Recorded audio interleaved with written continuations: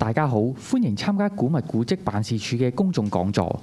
今日嘅講題係 3D 科技在文物保育上的應用。我哋好高興邀請到地政總署測繪處前高級土地測量師李志雄測量師擔任我哋嘅講者。李志雄先生於1979年投身政府，參加見習測量員訓練計劃。自2019年以地政總署高級測量師身份退休。40年嚟，李先生先後任職地政總署及多個公務部門，曾引入三維激光掃描技術，協助搜索同建築物保育等工作。講者曾經使用3維激光掃描技術，為香港著名嘅歷史建築物作3維掃描，保留建築物原貌嘅重要數據，有效幫助古蹟評估，亦在保留重置古蹟或進行其他改動工程之前，為古蹟作全面嘅3維記錄。喺收集數據方面，3維激光掃描技術比較傳統嘅測量方式，尤其對於實體表面較為複雜嘅古蹟及喺收集大量數據上，效率明顯有所提升。事不宜遲，我哋將時間交俾李先生，我哋掌聲有請。多謝晒，大家好。我係李志雄。其實喺我退休前嗰10年咧，我都花咗好多時間去研究嗰啲新科技嘅新嘅測量辦法。咁呢個3維嘅科技咧，其實後來我發覺咧就非常之有用啊，應用喺呢個保育方面啊。因為香港咧有好多嗰啲古物古蹟嘅，其實有成1500幾件嘅嚇。咁嗰啲古蹟有啲其實就已經係30年、50年甚至過百年之前起嘅。你諗下，如果佢突然間有咩事，譬如話係俾火燒咗，或者地震，或者邊個唔小心整爛咗、崩咗忽，咁你點可以能夠咧將佢重現起翻出嚟呢？因為係相當困難嘅。嗰啲古蹟咁耐之前起，你話嗰啲圖則可能都揾唔翻啊！你揾唔翻啲圖則，你叫人嚟起，嗰個人呢個工匠真係有難度啊，因為佢唔知起乜啊！嚇，好啊！咁其實就我跟住落嚟呢，就想俾大家睇一個都好出名嘅例子啊！真係呢搞到呢就天翻地覆咁滯啊！巴黎聖母院，我相信可能好多朋友都去過啦。佢喺800幾年前就已經建成啦嚇，喺大約1163至1250年嗰陣時建成嘅，甚至乎阿拿破崙都未出世已經起好咗啦。誰不知好不幸喎，喺2019年4月15日發生大火啊！咁官方嘅報導就話，可能係啲 contractor 唔知搞乜啦，一時短路燒着咗。總之個責任就暫時都唔知係邊個責任啦。咁跟住就燒咯喎，燒完晒，咁點搞啊？嗱，燒咗好多個屋頂啊，個屋頂大部分冇咗啊。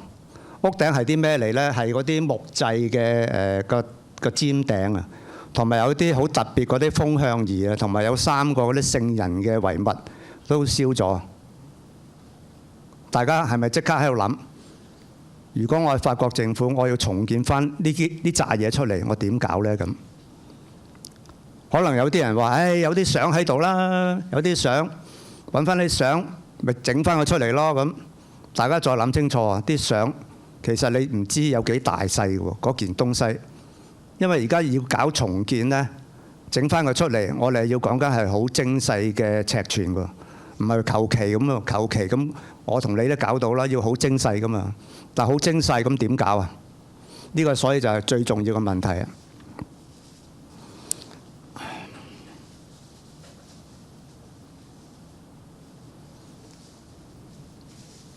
嗱，大家再睇多次張相啦。而家巴黎聖母院呢，喺張圖嗰度呢，由咗紅色呢，就係嗰次大火燒晒㗎啦。嗰次大火燒完之後呢，其實法國政府呢都請咗好多人嚟募捐啊，有成30幾萬人嚟募捐啊，卒之咧籌咗大約8.5億美金嚟幫手重建呢個巴黎聖母院，都搞咗好耐啊！你諗下，2019年燒，舊年至話開翻喎，搞咗足足5年喎，要搞5年嘅東西，你諗下幾大件事啊？係點解會咁大件事呢？就因為唔知道要起乜嘢啊！你燒咗啊嘛，咁燒咗你都唔知，你只係得翻啲相。幸好呢，原來呢有個熱心人士喎，佢係一個比利時嘅歷史學家，叫 Andrew Tallon。啊，原來佢有鋪癮喎，一得閒呢攞住個激光掃描儀呢，就通世界各地，見到嗰啲古蹟呢，佢同佢做個古蹟掃描記錄喎。咁幸好呢，就呢位 Andrew Tallon 呢，佢就喺2016年就已經走去巴黎聖母院，得到批准啦。咁原來就將成個聖母院裏裏外外、上上下下做咗一個好完成100% 咁滯嘅激光掃描。好彩就係有佢個激光掃描嘅數據庫喺度啫喎，所以法國政府呢就有機會可以將燒咗嘅東西呢還原翻出嚟啦。咁亦都可以即係叫做幸運地呢，盡量加工啦，趕到喺舊年嘅奧林匹克運動會呢，就開翻大部分嘅巴黎聖母院俾人參觀啦。如果唔係呢，就好結啦，真係。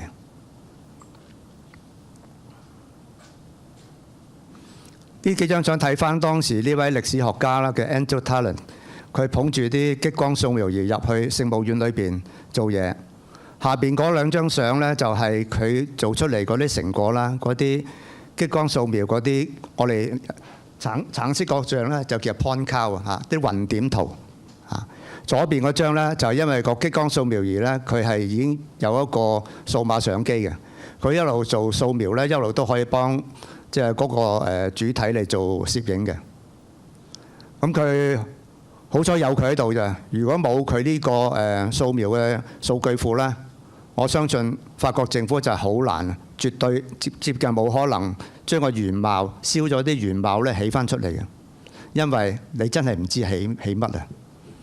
舉例好似嗰個咩風向儀喎，以前嗰啲風向儀好多雕刻喺度噶嘛，嗰啲聖人嗰啲遺物咩滴水國獸喎，哇！你得啲相睇下啫。唔係話好似呢個咁樣嘅水壺咁圓咁滑咁啊，好多凹凸位噶嘛，你都唔知點樣教啊！幸好就有佢喺度，咁都叫做大致上解決到呢個問題。咁翻返轉頭，我哋香港有冇類似嘅問題啊？有啊！景賢里呢就係一個都好出名、都幾靚、起得幾靚嘅好傳統嘅嶺南大宅嚟嘅。首先咩叫嶺南大宅呢？就係佢有啲特色嘅，叫三合院特色嘅，即係佢中間有個主屋，咁兩旁喺側邊呢有佢嘅側屋嘅嚇。咁同埋呢有一定係要坐北向南嘅，佢個正門口就開正喺南邊嘅。景賢里呢，而家坐落喺司徒拔道75號嘅嚇，大家可以隨時去參觀嚇。政府有嗰啲導賞團呢，好似一個禮拜有幾團嘅，可以你 book 到時間可以入去參觀嘅。喂，景賢里發生咩事啊？咁原來景賢里呢喺2007、08嗰段期間呢，因為個業主呢，就覺得呢間舊屋我都唔要啦，咁啊買咗俾個中國富商，咁啊中國富商就諗住將佢拆毀咗，改建為幾間嗰啲獨立屋，咁跟住可能可以以天價賣翻出去啦，因為嗰度個景好靚嘅。咁跟住冇幾耐就 bling bling 揾人去拆啦，咁及後呢，有好多嗰啲保育啊、愛護呢個歷史建築嘅人呢，就見到。咁啊，嘩然啊，搞到成個社會都喺度轟動。咁政府見到呢件事呢，都覺得好嚴重啊，立即叫停，喝停咗呢個景賢里嘅拆卸工程。因為景賢里呢，即係一個都好耐歷史嘅啦，起咗有成86年嘅啦，好有歷史價值嘅嶺南大宅，因為喺香港已經買少見少嘅啦。咁喝停咗之後，咁點搞呢？咁嗰間屋係人哋私人㗎嘛，咁關你咩事呢？我中意拆咪拆咯咁。政府後來呢同佢傾啦，喺側邊原來呢就換地，即係而家嘅景賢里嘅側邊換一幅差唔多大細嘅地俾佢。嗱，你用呢幅地啦，景賢里就唔好拆啦，我哋要將佢變成呢法定古蹟啊，因為歷史價值太高啦咁。卒之後來都傾掂咗啦，咁俾咗隔離幅地，而家起咗啲獨立屋喺度㗎啦已經。咁停止咗拆呢個景賢里啫喎。咁但係拆咗咁點搞啊？拆咗好多嘢，根本剝爛晒。剝就好容易啫嘛，拆啫嘛，轉頭俾個取我都識剝爛佢啦。咁政府將佢標咗為法定古蹟，咁下一步當然就想將拆爛嗰啲嘢起翻佢出嚟啦。咁但係又好似巴黎聖母院咁，點起啊？你都唔知拆咗啲乜嘢，揾翻以前啲人翻嚟起啦。嗰啲材料死咗啦，嗰啲好多都係嗰啲大陸工匠嚟㗎嘛。揾翻啲圖蹟出嚟啦，圖蹟都唔知喺邊啦。不過幸好咧，佢嗰個被拆爛個規模咧就冇巴黎聖母院咁大，同埋咧亦都好多政府嗰啲專業人員咧就將地下嗰啲碎片咧經過佢哋嘅專業嘅分析，都絕大部分都可以能夠知道係乜嘢，能夠將佢砌翻冚翻埋。嗱，大家見到咧最尾嗰二行呢一個字，佢話花咗1年去推敲原貌喎，記唔記到啊？推敲啫喎，即係估下啫，都唔知係咪。咁卒之都叫做咧搞翻掂啦，喺2008啊2010年尾咧叫做將剝爛嗰啲嘢咧都花好多氣力啊！因為原來有啲材料咧要翻去大陸買嘅，有啲好獨特嗰啲即係木材啊，或者啲瓦片啊，咁仲要翻去國內咧請嗰啲即係都收咗山好多年嗰啲工匠落嚟幫手，即係嗌人嗌咗好多啊，至可以搞翻掂佢。咁我見到嗰個新聞咧，咁當時我就任職喺路政署嘅，因為嗰陣時我都有搞開激光掃描嘅，我自己坐喺座位度話：唉，如果我一早幫景賢里做咗個激光掃描，做咗記錄，呢件事就會易辦好多啦。咁我自己同自己諗喎。誰不知諗到幾日呢？有一天突然間我枱頭電話響喎。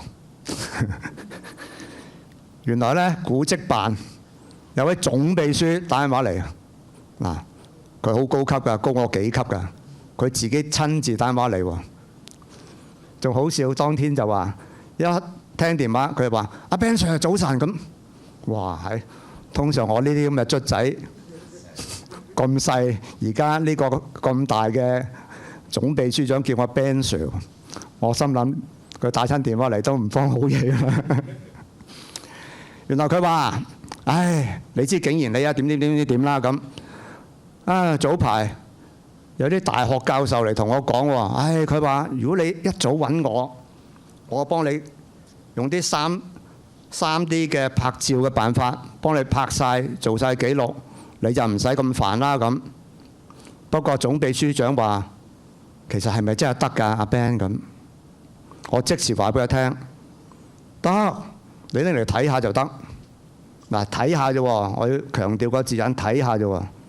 如果你拎嚟搞重建，就絕對唔得。佢話係咪㗎？你唔好喺度係咁講啫喎咁。我話總秘書長，你唔信啊？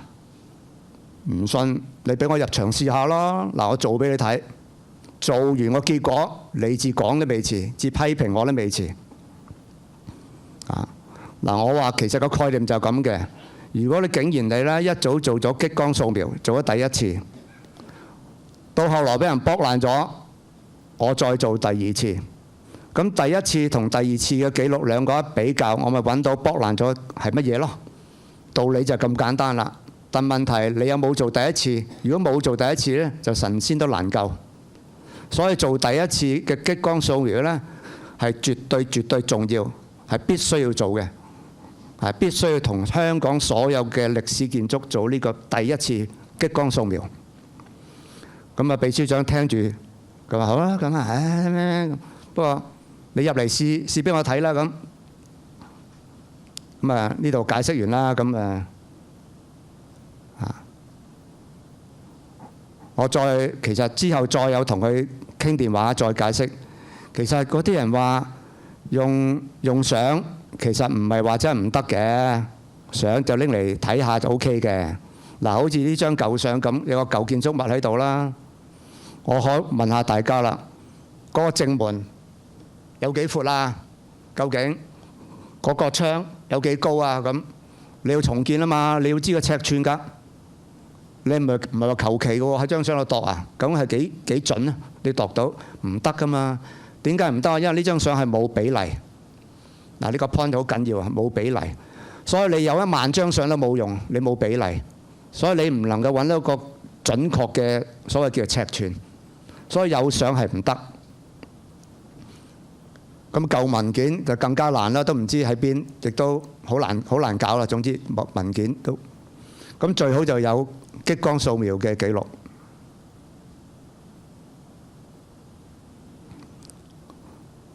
咁其實嗰啲3D 嘅照相嘅東西好容易揾啫，可能而家大家手上啲 iPhone 啊，唔知咩風冚唪唥都有呢啲咁嘅功能。你要做到影3D 嘅嘢，其實真係好容易，話知咁容易。但係我要強調一個 point 就係，你做完出嚟嘅東西呢，做完嗰個影像呢，你拎嚟睇就得，睇下咋。但係你拎嚟搞重建就唔得，唔夠準啊，因為跟住點解啊？嗱，呢度有個示範啦。嗱，如果你要啲相呢能夠睇到3D 嘅效果呢，就真係要做一啲重疊嘅，即係話嗰件物質呢，你有2張相都要影到個物質。同埋嗰2張相呢，要有重疊嘅地方，係咩意思呢？嗱，好似而家上邊有2個相機啦，你將佢譬如話要影到呢個眼鏡盒，即係話呢張相要影到呢邊啦，呢張相又影到呢邊，咁中間要有地方係重疊咗，即係2張相有重疊嘅地方，咁然後呢睇重疊嘅地方，你至可以睇到立體感嘅。咁重疊幾多呢？其實一般嚟講60% 係夠噶啦。但係如果我哋做嘢呢，我就會要求有80% 重疊，至可以睇到立體。咁你話，唉，咁咪得咯？咁嗱，我再俾大家望下點解唔得呢？咁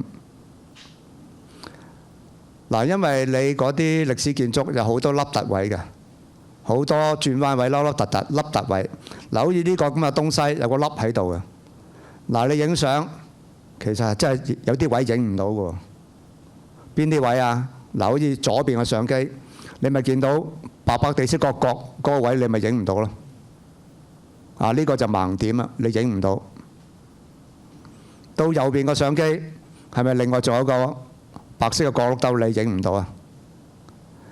咁個問題就係咧，呢2個角落兜你影唔到，你就做唔到立體出嚟啦。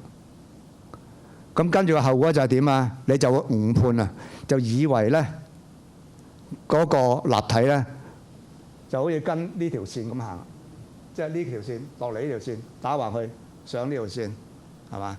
其實實情呢，你件東西係咁樣行嘅。咁呢個就係錯誤啦。同樣地，呢個係凹位、凸位都係，你影唔到，你咪 form 唔到嗰個立體感啦。跟住大家就要再想下，嗰啲雕刻係咪好多凹凸位㗎？除非你保證你啲相所有凹凸位你都能夠影到啦，咁係咪唔得呢？都唔係嘅。但係咧，你呢個咁嘅影相，你牽涉影好多相。到你要 form 3D model 嗰陣時咧，你個電腦可能都爆炸，做唔到啊。點解我知呢？因為我試過，我試過，係啊，真係搞唔掂嘅。如果太複雜咧，太多凹凸位，你影喺度狂影相咧，到時你用電腦去塑造嗰個立體模型咧，係會死機嘅。可能日後得咁啊，但係喺呢刻，我當時試嗰刻咧就真係唔得。好，講翻轉頭啦，我就當然唔會用影相啦，我用翻我最拿手嘅激光掃描嘅儀器，我帶儀器入去做個成果俾阿總秘書長睇。咁當日我帶就呢兩部啦，左邊右邊嘅架撐啦。咁講緊當時我做係2011年啊，都10幾年前啊嚇。咁俾大家留意就係最緊要係嗰個安唔安全啦啊！可能大家都驚，喂啲激光嚟喎，會唔會唔安全啊咁？咁當時係真係冇咁好嘅，係用 laser cast free， 即係3R 啊。3R 係咩意思呢？即係話如果你喺短距離裏邊，譬如話10米呢，你真係唔好俾個激光射到你一個即係幾秒啦嚇，我哋都好難講，即係有時長啲咧。總之你唔好俾咁即係射到你隻眼啦，喺10米範圍之內。因為10米範圍之內咧，佢嗰個強度都有翻相對嘅力水嘅啊。最好就行遠啲啊。同埋嗰個年代咧，佢1秒鐘即係出嘅點都唔算話好多啦嚇。我左邊嗰個出到4000點，右邊嗰個咪人借翻嚟嘅啦，都係出到5萬點。咁但係喺當時嘅技術嚟講，算好好嘅啦。咁我抬部架撐入去啦嚇，咁就呢度都少少技術啦嚇。其實激光係咩呢？即係佢將一啲光達到某一個 frequency， 咁佢就射落去個物質嗰度，靠反彈翻轉頭計嗰個時間啊，時間再乘以佢嗰個速度。因為 laser 咧其實都係光速嚟嘅，1乘以10嘅8次方嚇。咁有個距離，你知道個掃描機一路轉咧，你知道夾角咧，咁你亦都可以計到嗰啲坐標嘅。咁變咗佢一路掃描嗰時咧，咁出邊嗰啲物質嘅坐標佢都可以計到晒出嚟嘅。不過呢啲係要再學嘅，點樣用嗰部掃描機就唔係話我講完你就識做。你係要讀測量科嘅。咁仲有喎，你得一部鏡咁，成個景賢里咁大，你唔可能擺喺度一下就掃晒所有嘢㗎嘛，你一定要搬鏡。譬如話呢度掃一個，嗰個掃一個，咁至能夠成個廳你至可以包晒㗎。所以呢，我哋係需要一啲，哎呀快得滯，即係呢句叫target 啊。即係話咧，我擺喺 scan 1嗰陣時 ，scan 完個物體啦，就都要 scan 埋嗰3個波波。到2號站嗰陣時咧，我亦都要 scan 嗰3個波波。咁啊，靠嗰3個波波咧，就做啲數學上嘅轉化。咁啊，將2個 scan 翻嚟嘅嗰啲坐標咧，就拼埋一齊啊，咁樣。所以喺景賢里裏邊咧，我都擺咗好多次 scan 嘅。同埋擺咗好多個嗰啲頭先見嗰啲波波啊，我嚟做轉鏡用嘅。咁我做咗呢啲咁嘅東西做 scan，咁有啲咩 result 出嚟呢？就係好似呢個圖咁啦。嗱，咁我做完之後咧，又見到有個咁嘅 map 啊，又紅又黃啊咁樣樣。其實呢個係叫做 intensity map， 即係強度嘅圖啊。即係話當嗰啲激光打落一啲物質度。譬如打落咧金屬嗰度咧，佢反彈翻嚟咧，個強度會強啲；打落堆泥嗰度咧，強度就會弱啲。咁佢用唔同顏色去顯示強同弱。咁另外嘅激光掃描儀咧，亦都有個數碼相機綁住喺度嘅。咁佢一路做掃描咧，一路都會影埋相。咁喺左邊嗰張一陣間先啊。一陣間之後再解釋影相嗰度嚇。咁呢度再講翻就係呢，我頭先咪話要好多嗰啲波波嚟做轉鏡嘅，其實都唔止嘅，因為有啲地方呢都用唔到波波嘅，我要貼啲 target 咧貼喺埲牆嗰度啊，周圍去貼呢，就方便我做轉鏡啊，即係駁埋嗰啲 scan 1、scan 2、scan 3啊。咁不過做呢啲嘢就真係要講經驗啊，你點樣去計劃呢？你擺個鏡喺邊度，跟住嗰啲波波又點樣擺呢？咁啊真係要靠經驗，做得多錯得多，咁至學到嘅。咁仲有啊，你可能會問：喂，你咁樣駁咁樣轉，會唔會錯㗎？會唔會駁錯啊？咁我當然我哋做測量都要諗埋㗎啦。嗱，頭先你咪見到我有3個嗰啲波波擺喺度做轉鏡嘅，其實喺實地嗰度呢，我唔止3個嘅。我有成5、6個嘅，點解呢？因為我就會將其他嗰啲波波呢都叫做呢整個坐標直上去嘅，用測量辦法整個坐標直上去。當我做咗駁完 scan 1、scan 2之後呢，呢2個波波亦都喺個電腦嗰度計到2個坐標值嘅。咁呢2個坐標值呢，同我之前定嗰2個坐標值一比較，我咪知有幾好咯。咁大致上呢，喺數學方面，我可以用呢個辦法去 check 下究竟我個轉鏡轉得駁得好唔好。第二個就實際啲就係啦，我淨係攞把尺咪度下張台有幾闊咯。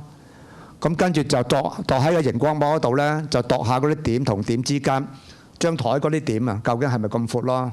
咁呢啲係最實際啦。如果佢駁得唔好呢，啲長度冚唪唥都會唔啱嘅。咁呢度大家都要留意啦啊！其實我哋打完嗰啲激光掃描呢點呢，有7樣嘢俾到我哋嘅喎。左邊 XY-Z 呢就係嗰個叫坐標值啦。中間嘅 intensity 剛才解釋咗呢，就係嗰個強度值啦。啊，打落啲泥同打落金屬呢有唔同嘅強度嘅。咁顏色啦 ，red、green、blue 呢就係因為我有個數碼相機跟埋一齊影相嘅。咁影完相呢，佢部機都好叻嘅，會將啲數碼相機同埋嗰啲點呢，大家拼嘅。咁啊，將嗰啲顏色呢會派落去嗰啲激光點嗰度噶啦。咁你而家見到紅色、綠色、藍色有啲數字喺度喎，係咩意思呢？數字，因為紅色呢都有好紅同埋好唔紅噶嘛。呢啲數字係分呢唔同嘅，即係深度啦嚇，紅啲冇咁紅。淺啲紅咁樣咁嘅意思嘅啫。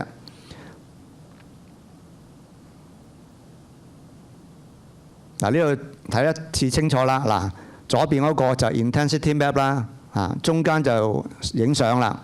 咁影完相呢，將啲影相嗰啲顏色就派翻落去嗰啲點嗰度，咪變成最右手邊嘅 point cloud 啦，我哋叫雲點啦。咁當次去入境原地呢，哇！我都花咗好多功夫啦。你睇下嗱，擺嗰啲波波呢，出邊 exterior 我擺咗34個，裏邊擺咗38個，擺站就擺咗10個，出邊又擺咗22個。scan 完翻嚟啲點呢，哇都好多啦。出邊呢就251百萬啊，裏邊係788百萬。咁花咗幾多氣力人力啊？嗱，呢度講緊啲時間。做咗幾耐啊？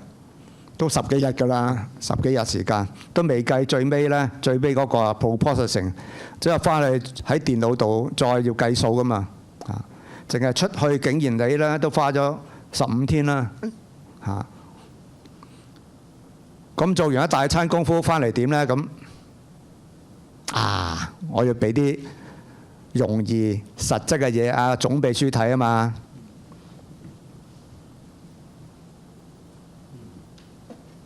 呢個東西，呢個呢就係景賢里呢其中一個角落頭嘅嗰個飛船。我當日呢就用激光掃描儀掃描咗之後呢，再經過一啲啲技術啦，當然，然後呢揾個3D 打印機打咗個飛船出嚟。咁然後呢，我捧住去中環政府總部見秘書長，我話秘書長睇下。呢嚿嘢成嚿樣我都做咗出嚟啦，咁你信唔信我技術啊？秘書長揸住，哇，真係得喎咁，係嘛？正所謂講多無謂啊，睇片啊，睇實物啊。我成嚿嘢做咗出嚟，你話我技術得唔得啊？啊，梗係得啦！陣間可以出嚟參觀下呢嚿嘢。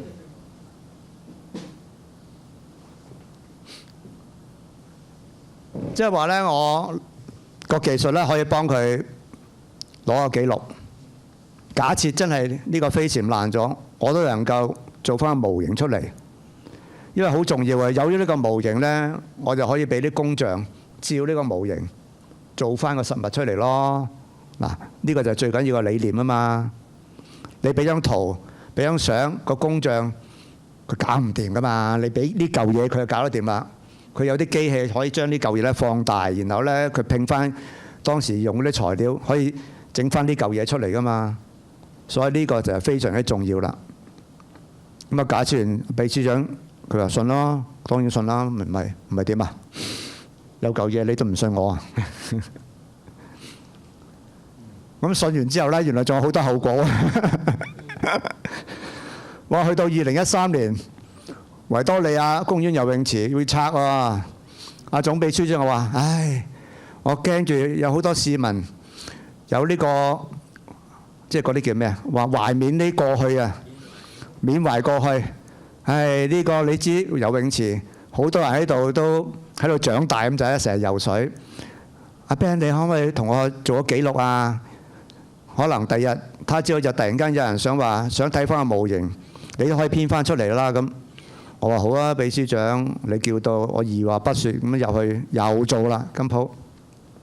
咁當時做完之後呢，我只係將嗰個10米高嘅跳水台用 3D 打印機打印咗出嚟。不過 sorry， 我今日冇帶嚟，因為我已經帶咗好多嘢嚟㗎啦。呢個跳水台今日冇帶嚟，咁大家只能夠喺張相度望下啦嚇。個10米高跳水台。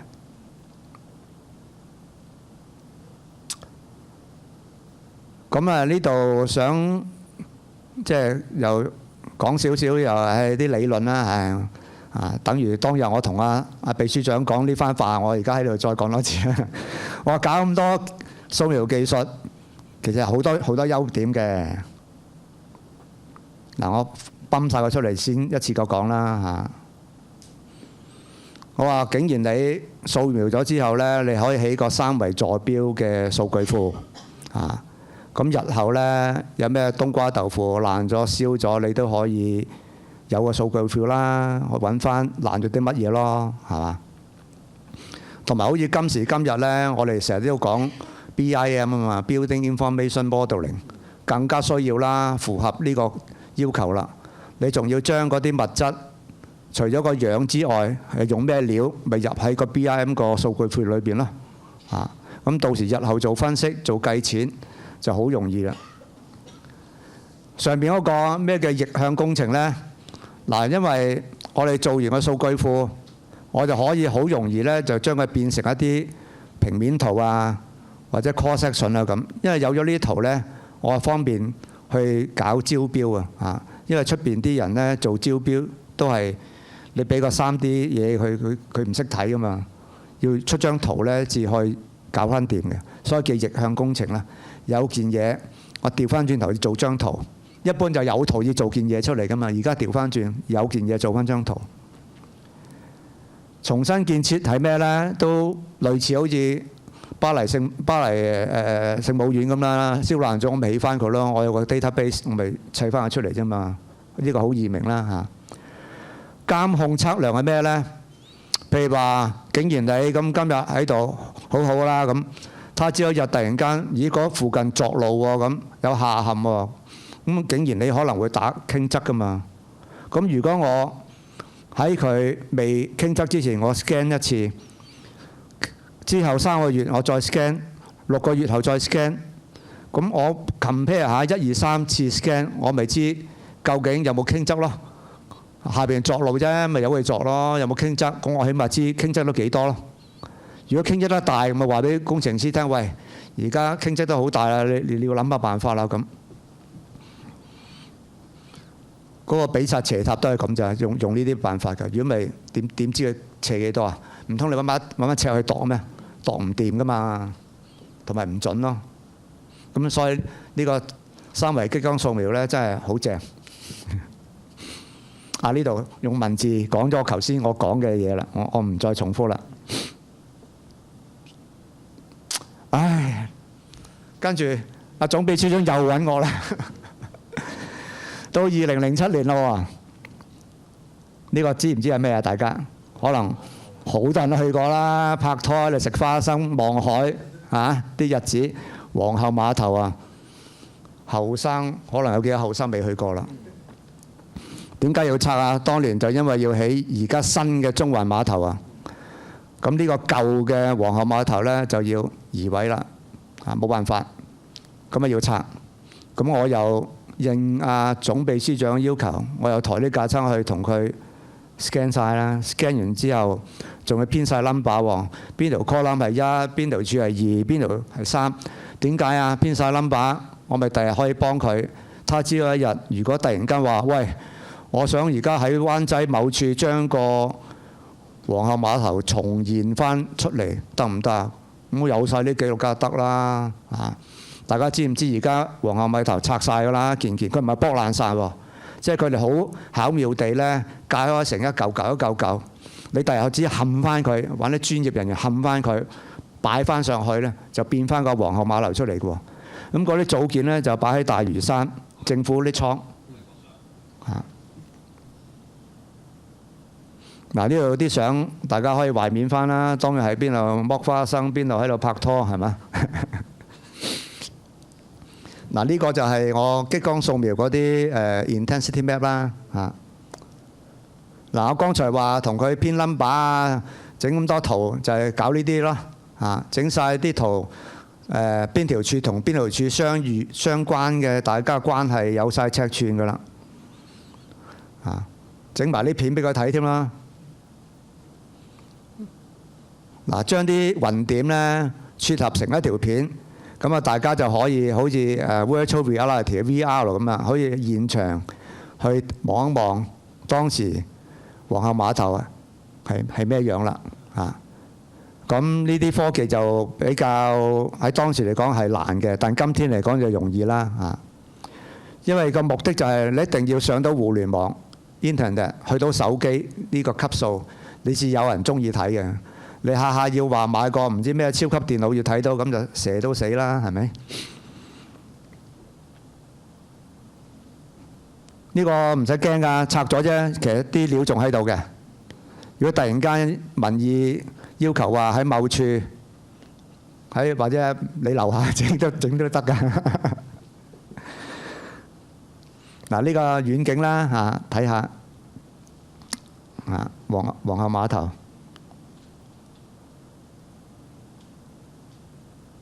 應該我覺得在座都肯定個個都去過晒咁滯，係嘛？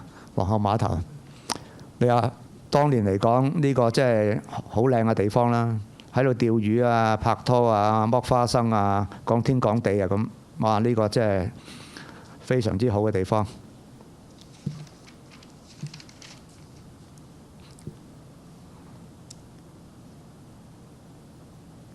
皇后碼頭之後呢，仲有喎。我估我個責任都未完喎，因為秘書長就係識得我，咁餐有呢啲嘢咧都係揾我。不過呢次呢單就唔係秘書長揾我，係我當時嘅部門咧，土木工程擴展處處長叫做嘅啫。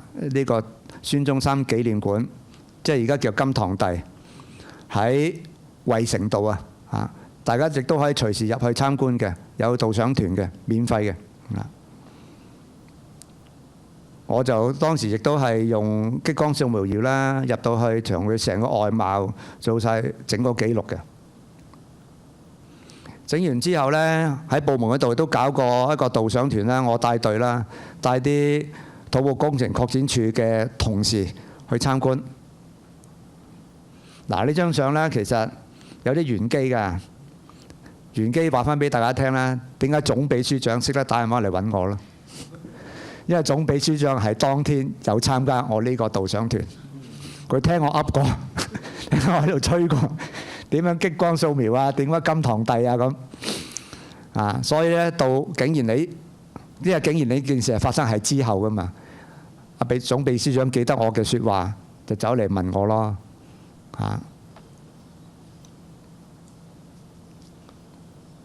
嚇。所以人生有好多時啲事就係咁啦，你應做就要做，個成果未必係聽日嚟嘅，可能幾年後至嚟嘅。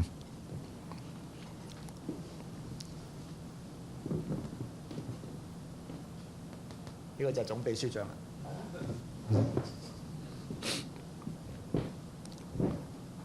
好犀利啊！總秘書長佢萬事都親力親為啊，後來都升到做某個 department 處長至退休啊，親力親為啊！佢都唔叫伙計打電話俾我，佢自己打電話俾我。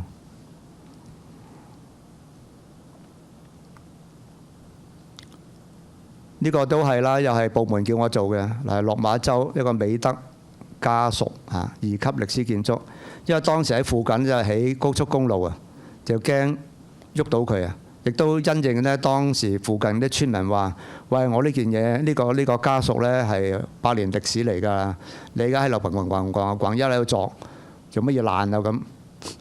咁我咪又有因應啊上級指示啦，就同佢做scanning 咯。咁跟住就3個月做一次，3個月做一次，然後再比較有冇喐咯咁其實冇喐咯，嗰次發覺就係咁啊，叫啲村民唔使擔心，冇喐嘅，定啲嚟。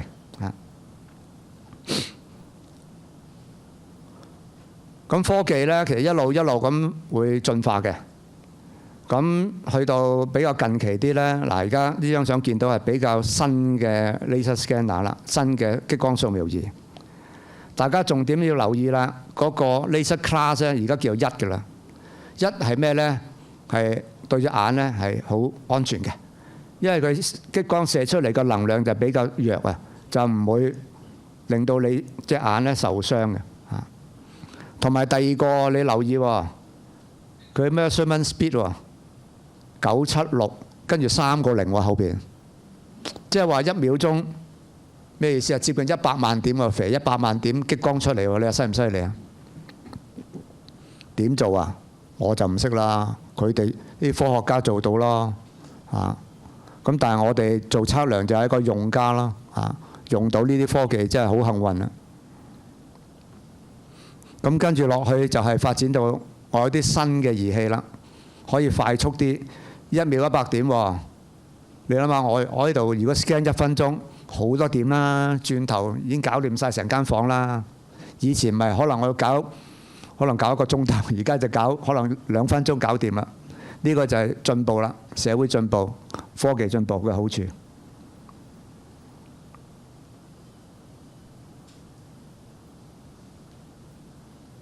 咁有咗呢啲科技，有呢啲進步，但係功夫冇停喎，仍然繼續嚟喎。呢個真係又係總秘書長嗰邊叫我做嘅。呢個咧古蹟嘅潘屋，其實好出名㗎潘屋。潘屋咧，可能大家都去過佢附近嘅博愛醫院，喺博愛醫院附近嘅啫如果你個背脊咧背住博愛醫院嘅入口，面向元朗 Yoho Mall，潘屋咧就喺你右手邊嗰條路行落去，大約50公尺你就見到㗎啦。不過你可能行到落去都見唔到，點解咧？因為而家雜草叢生啊，你要撥開啲草，你就見到潘屋㗎啦。呢個潘屋咧點解又要同佢搞咧？咁嗱，佢其實就1932年就起㗎啦。咁而家就佢係一個叫做1級歷史建築因為當時咧個業主就諗住將成個潘屋咧剷咗佢，因為都舊啦，爛鬼屋，留嚟做咩啦？拎嚟諗住起骨灰龕嘅，咁咪引起好多迴響啦。又係咁好唔好起骨灰龕有一件事啦。將個1級建築歷史剷咗佢，亦都好多人唔開心。咁惠及咧，真係剷咗嘅話咧，阿總秘書長話咁啦，你去將佢 keep 咗個記錄先啦，唔好理啦，唔好理3-7日 keep 咗記錄先啦。咁我又去 keep 咗記錄咯。咁呢個潘屋咧，其實真係好靚嘅，入到去裏邊。潘屋咧係一個而家嚟講係都好少有嘅客家大宅啊！客家大宅係有啲咩特色咧？嗱，首先講講客家人，原來就係講都係佢係漢人嚟嘅。喺以前喺北方，譬如山西、陝西、河南、安徽嘅漢人，但因為當時打仗啦，好多呢啲好多成日打仗，咁呢批漢人呢移向南方。我哋形容呢批北邊嘅漢人移向南邊嘅漢人呢，俾個統稱佢叫客家，一個好廣闊嘅名稱嘅啫。咁呢個客家大宅亦都有啲特色嘅。咁呢，原來佢哋係好中意呢，好多人一齊住嘅。大家如果係父係血緣一齊嘅，係兄弟姊妹呢，啲兄弟啊，通常都會住埋一堆嘅。咁你一入個大門口呢，原來個大堂再行入去啲呢，就插晒啲神主牌喺度喎。咁兩側呢，就係啲房嚟嘅，同埋裏邊嘅設計呢係相同嘅。左邊有廚房，右邊亦都有廚房；左邊有個曬堂，右邊亦都有曬堂。即係好似竟然地咁上下咧，就係三合院嗰類咁嘅設計嘅。中間有個大廳，兩邊有屋嘅。咁但係佢有特別唔同嘅係咧，佢哋中意個門口向西嘅喎，有少少唔同嘅喎。客家大宅，不妨大家之後你去盤屋度望下，佢個門口真係向西㗎。仲有個特色就係呢，佢前面有個半月灣嘅水池嘅。如果係客家大宅咧，通常都有個水池喺度嘅，有個水塘仔半月灣咁。個水池呢，同間屋中間呢，有笪好大嘅空地，咁聽聞拎嚟做曬衫又好，曬乜都好嘅。即係佢哋嗰個結構就有個祠堂啦，有個曬地啦，有間大屋，門口向西。咁當日呢，我就因應要求啦，又捧好多架撐入去啦。咁啊，首先做咗測量啦，定咗啲控制點，有咗控制點呢，你至可以撐個激光掃描儀上去噶嘛，然後至可以可以竟然你咁做掃描啦。咁呢張相就講當日呢，首先要做咗測量嗰啲控制，搞咗啲坐標，搞咗啲平水先。咁跟住抬架撐入去做啦。好難做㗎，因為入邊呢比較黑啊。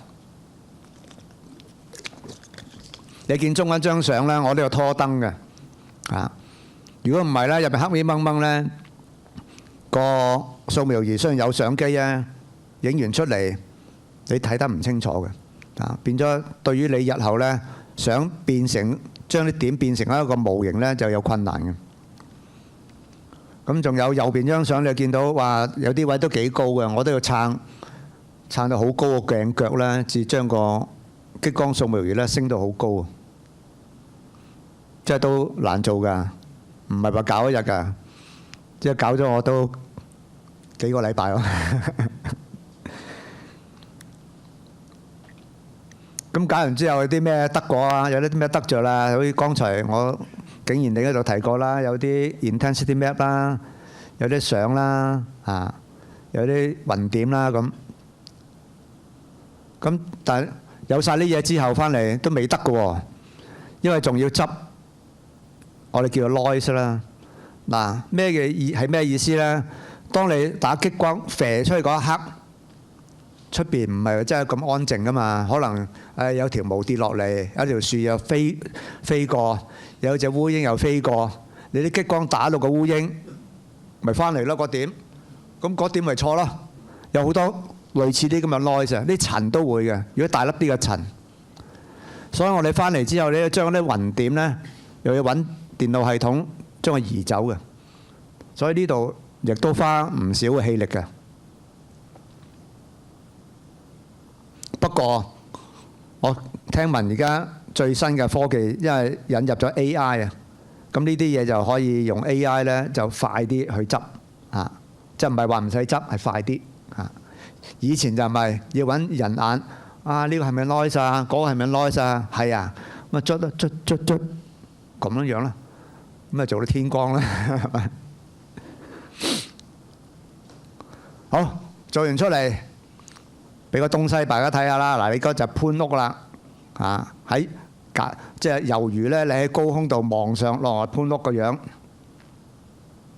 哇！我做完啲雲點，隨時一掹走上面嗰蓋，你可以睇到裏邊個間隔喎，嗱，中間就嗰個正門喺呢度啦嚇，你見到呢度呢度啊呢個位就係嗰啲神主牌嚟嘅，兩邊有晒屋嘅，有晒廚房，有晒嗰啲所謂嘅曬堂。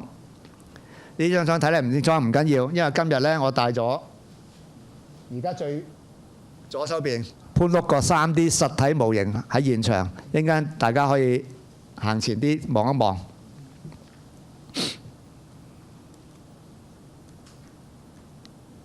咦？點解唔喐嘅？喐啦！咁有咗呢啲雲點呢，其實實際上我仲要有功夫做嘅，因為都好似嗰啲逆向工程咁，我可以隨時要搞翻啲平面圖啦。因為一般人未必識睇呢啲雲點嘅。如果我要做嘢呢，例如要做啲同佢搞復修啊之類呢，我同佢做定啲圖啦，方便佢日後做嘢啦。做到啲平面圖。呢啲係咩意思呢？做平面圖其實好容易啫，咪將個雲點呢上面嗰陣移走啫嘛。咁剩翻下邊嗰陣，我咪捆邊咯，一路捆邊就係嗰個平面圖嚟㗎啦。唔緊要，聽唔明唔緊要，呢啲測量員做得㗎啦。做完呢啲圖咁誒，寫翻啲咩比例咁啊，搞掂啦。係咪呢張圖咪出嚟咯？所以好快嘅咋，打完個雲點呢，半日就可以出到呢啲咁嘅圖噶啦。如果你以前用傳統測量辦法呢，你就慘啦！哇，有排你度啊！咁多間房，咁多長闊高程圖啦，即係 cross section 啦，一樣道理啫。頭先我喺打平咁切，高程咩意思呢？高程就係中間切落去，cross section。咁然後切完出嚟之後呢，喺中間嗰度咪跟住捆邊嚟畫，咁咪出到個 cross section 啦。呢啲都係出咗啲圖呢，俾嗰啲 contractor 用嘅啫。一般市民就唔使理呢啲嘢嘅。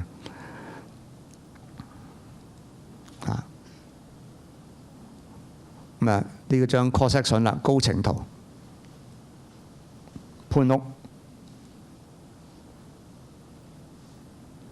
咁仲有就係，我都要諗埋，你搞咁多嘢，普通市民睇唔到嘅喎，咁點能夠睇到呢？咁最好整一條片咯，整呢條片擺喺個網址嗰度，啲人 double click，跟住喺個電話度睇到，咁至係咁要得㗎嘛。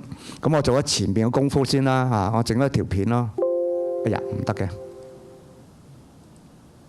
呢個片。呢個片呢，就係我嗰啲 point cloud 駁好晒之後，然後用啲電腦嘅辦法啦，將佢拼埋，然後變成一條片啦。咁呢條片呢，就可以經過大家手機都可以睇到嘅啦。即係佢嗰個容量唔係話真係太大咯，手機嘅級數可以睇到晒有餘嘅啦。因為我成日都覺得咧，呢啲咁嘅動畫，如果你太大嘅 file size 呢，你手機睇唔到。冇意思嘅，冇人有興趣嘅，手機睇唔到。嗱，呢個就係潘屋裏邊嘅樣啦嚇。咁大家都而家可以當 virtual reality 啊，一齊入去行一個圈咁樣樣。冇人理㗎，間屋係荒廢㗎啦嚇，荒廢都好耐啊。嗰啲後人就諗住拆咗佢賣啫嘛，然後起骨灰龕。不過當時聽聞好似唔批啊，唔俾佢起骨灰龕。最近又想搞咩呢？好似唔知係咪想搞安老院啊？又總之剷咗佢啦。所以有時就好似兩難咁啦，即係啲歷史建築咁靚，但係你要維修、要保養，要花好多氣力、好多錢咯。你唔保養佢，咁又〜佢件垃圾咁咯，要即係要諗下取其平衡啦要。但係客家大宅呢，喺香港真係買少見少啦，真係，即係有咁嘅規模，16間房喎，前面有個祠堂仔喎，你話俾我聽喺邊度仲見過咯？嗱，呢度就佢裏邊啲房啦嚇。其實佢係污糟啲啫，講真都啲油都係有啲甩啫，啲窗啊、啲門框啊冇爛嘅，因為佢用嗰啲木咧好實淨嘅嚇。啦，坑落去咧，框框聲好實淨。只要你油嗰啲油啊，外觀捽翻靚佢啊，掃翻乾淨，其實都不足嘅。啊，將啲雜草啊剪晒佢。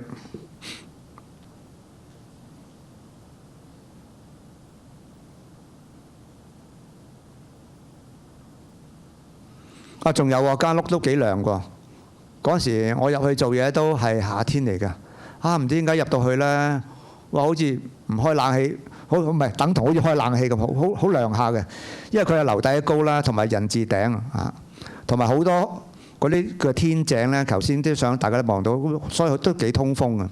即係以前中國人嗰啲建築智慧都犀利嘅，都唔使開冷氣都涼嘅。呢個就係潘屋，即係我將個頂嗰啲紋點掹走咗啦，你可以睇到裏邊成個結構啦。哇！咁大間屋，你俾咗我，你就叫我掃地都死。16間房，兩個廚房。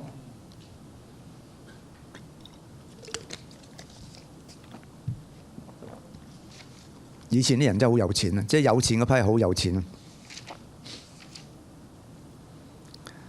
其實呢個潘屋咧有啲來頭嘅，有個人咧叫做潘君勉啊，佢當時咧支持呢個辛亥革命嘅，咁所以好多嗰啲名人啊，例如葉劍英啊、周恩來都嚟過呢度做客人嘅，嚇潘屋啊。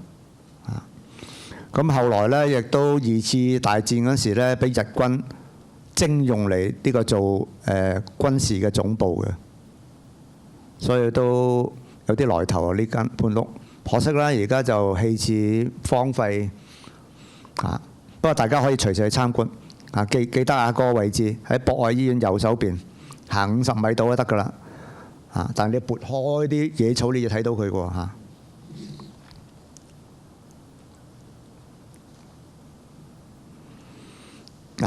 呢個就係我搞完一大餐咁多雲點啊，咁啊揾個3D 打印機啊，用石膏粉做原料，就將個潘屋打印出嚟喺呢度嚇。今日有帶嚟啦，一陣間可以大家上前去望下。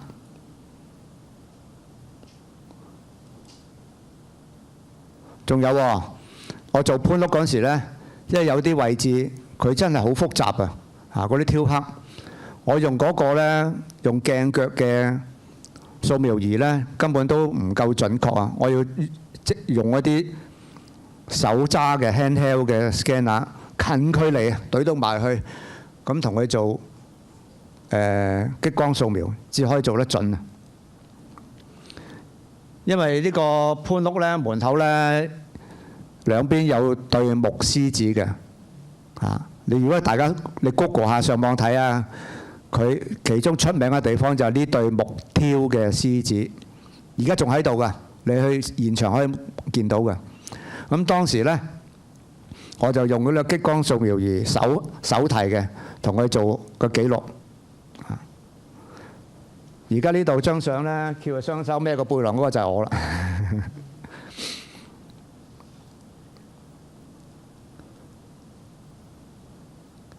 咁呢啲亦都係好似頭先咁啦，要擺波波嘅。不過呢次咧就用唔同嘅辦法啦，我整啲貼紙落去。呢啲圓點嘅貼紙咧就好，比如剛才我擺鏡腳咧，咪要我所謂嗰啲嘅波波做轉鏡。咁呢個就用嗰啲貼紙嚟做轉鏡嘅。咁做完個模型出嚟啦嚇。咁呢啲模型點做咧？我晏少少會再解釋，同埋點樣3D 打印亦都解釋，因為呢兩個環節都係最難嘅一環。嗱，呢個3D 模型有冇帶嚟啊？有。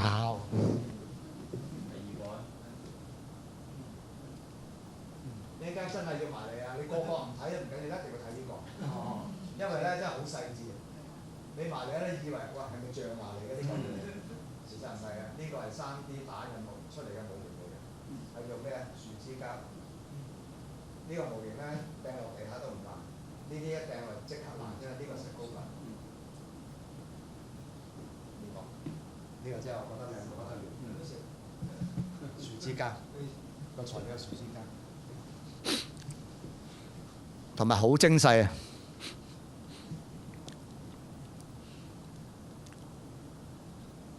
咁啊，不停有呢啲特別工作喎。2014年，鴨脷洲洪聖古廟嗰度咧，其實有2支定海神針㗎，有2支喎。但係咧，誰不知，唉，喺2014年9月15號，有個颱風好惡啊，叫海鷗，吹冧咗一條喎，吹冧咗一條定海神針。哇！咁梗係唔掂啦！當地嗰啲市民，哇！大佬你風水冇晒啦，定海神針都冇埋。咁我話：唉，又阿秘書長又叫我去，唉，快啲去啊，做個記錄啊咁。跟住出張圖，即係頭先我咪講嗰啲cross section 啊，嗰啲圖啊，有晒尺寸。因為我要翻大陸呢，揾人砌翻，做翻一條咁嘅定海神針翻嚟啊！香港冇噶嘛。咁大條柱咁長喎，咁我話唉，呢啲濕碎啦，我一下就搞掂佢啦。嗱，呢個就係當時跌咗落地下啦，吹到冧咗嘅定海神針啦。我咪託個 laser scanner 咪 scan 死佢咯，頭頭尾尾咁。嗱，呢個就 scan 完嗰啲紋點咧，我哋喺高空度等於高空啊，其實喺電腦度睇嘅啫。右手邊嗰支就仲冇事嘅。左手邊嗰支就吹冧咗啦，俾阿海鷗啊！咁之後我咪出翻張圖啦，嚇幾長幾闊幾高有圖，即刻秘書長揾人去買，翻大陸訂一支咁嘅嘢翻嚟啦。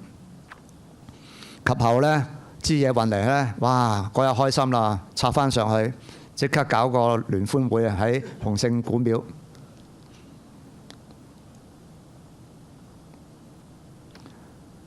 呢個又係我嘅個人經驗嘅個案啦。盧吉道28號，盧吉道我相信大家都行過啦。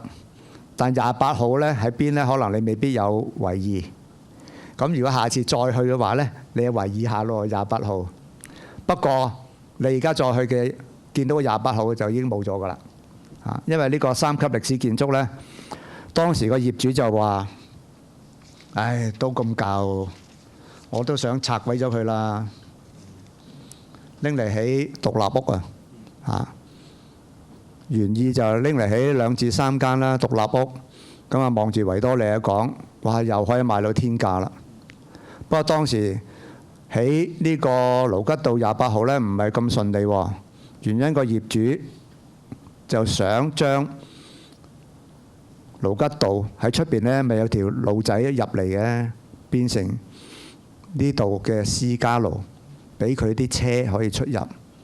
哇！大佬，私家路邊得㗎？咁我哋仲使行嘅咁？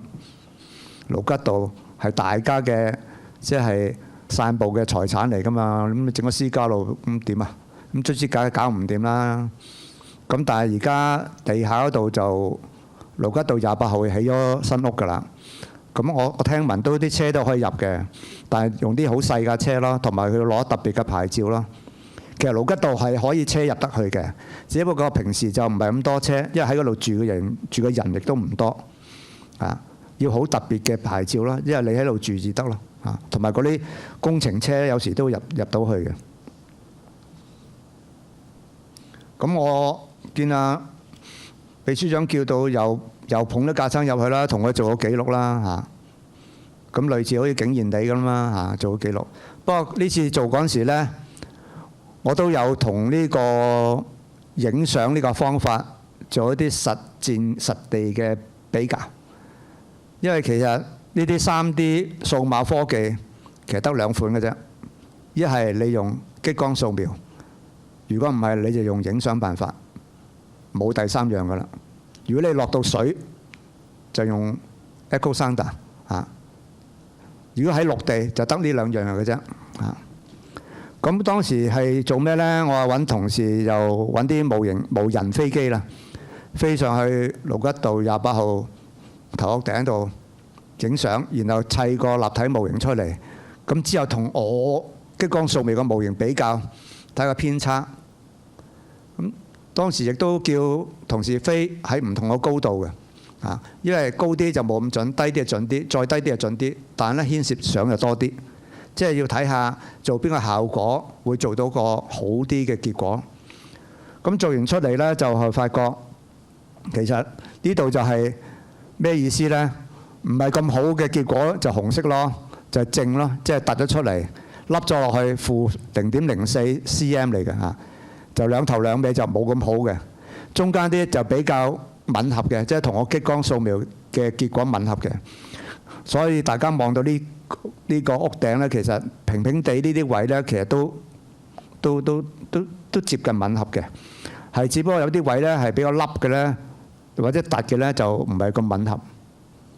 咁啊，做少少實驗去試下咯，因為我雖然頭先嗰個圖話，呢度影唔到，嗰個影唔到，人哋又會話你講啫，係咪真係㗎？咁我都做啲實驗咁嘅要嚇。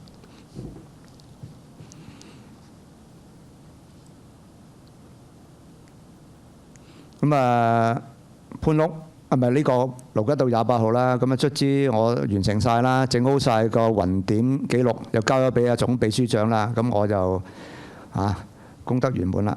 咁呢間屋就拆咗啦，你而家再去就冇噶啦，睇唔翻呢個樣噶啦。而家係變咗獨立屋，名貴嘅獨立屋。呢個大家應該見過啦啩，同德押。又冇咗噶啦！同德押喺邊啊？灣仔軒尼詩道、馬師道交界。同德押啦，係一個3級歷史建築，又係個業主覺得都舊啦，間屋不如拆鬼咗佢，改建成一個商業大樓。咁卒之佢如願以償啦，而家起咗噶啦。你去到呢個位置，馬師道、軒尼詩道交界，你見到一層23高嘅商業大樓，裏邊搞咩啊？又呢度咩補習社啊，嗰度咩銀行咁嗰啲咯嚇，好過教同德押啦咁啊！咁啊，但係為咗啊秘書長要求，我又喺2015年個臨拆之前就抬啲掃描儀入去。就同佢做個記錄，咁嗰朝話我好早啊，5點就去到啦，5點去到，因為點解小車啊？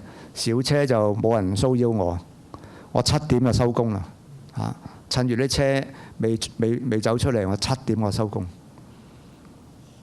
呢度都影到我㗎，呢度呢個人就係我咯，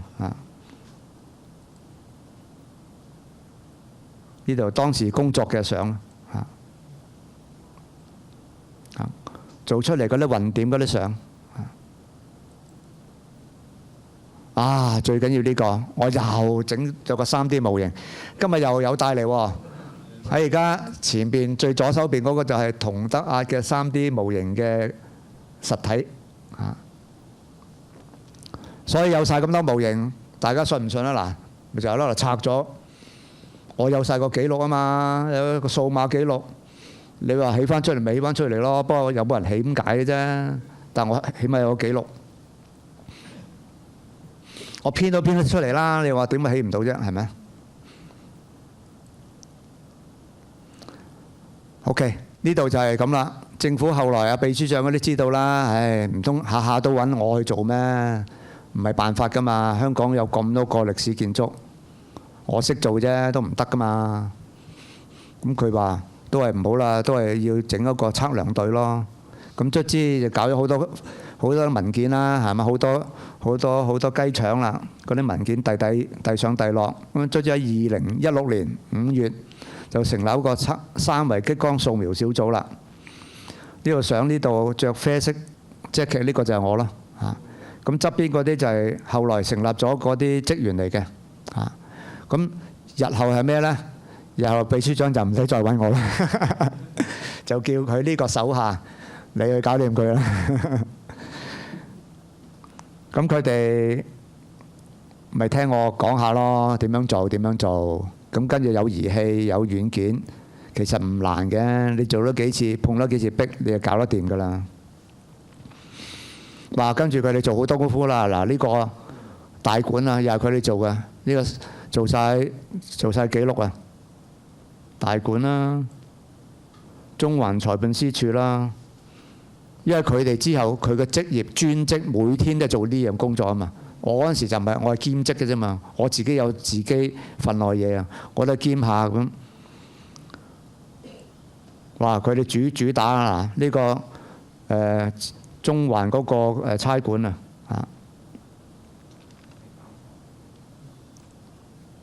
瑪利諾修院學校又做啊。咁做完之後，佢哋都有個3D 打印模型都做埋出嚟。咁啊又幫手搞一啲即係展覽會啦。呢個啦，聖 John Cathedral 聖約翰主教座堂呢件嘢都做埋啦。阿曾特首成日去祈禱嗰間，唔知喎。嗱，呢啲凳啊，呢啲呢啲咁有紀念性嘅嘢都同佢做定個記錄啊，驚第日爛咗就麻煩啦。係咪好靚啊？你睇啲雕刻好細緻嘅，呢啲好多轉彎位㗎。如果冇呢個激光掃描做一個數碼嘅基礎嘅記錄呢，你點做出嚟啊？嗱，呢個又要講啦，因為我呢次講座呢，嗰張 poster 個背景就係呢個啦，都爹利街嗰條樓梯同埋啲煤氣燈，好耐之前起好㗎啦，1875、1889嗰陣時起好㗎咯。誰不知俾阿邊個？好似係咪阿山竹啊？吹冧咗喎！成個樓梯連嗰啲煤氣燈都吹爛咗喎！你睇下爛到下邊張相爛晒啦，見到爛晒。咁有關我哋咩事啦？呢個激光掃描咁爛晒，跟住大家會唔會諗？咁你要砌翻好佢噶嘛？佢有啲爛晒啫，唔係話佢真係甩咗一個位啫，唔係話碎咗變成灰啊嘛。咁要做到一個有效率嘅冚，即係駁翻嘅埋呢，就測量隊呢就將每一件嗰啲碎件呢 scan 晒佢，掃描晒佢，跟住編 number。然後呢，揾個 3D 打印機打印翻佢出嚟，然後鋪晒張台嗰度，慢慢砌，好似砌積木咁，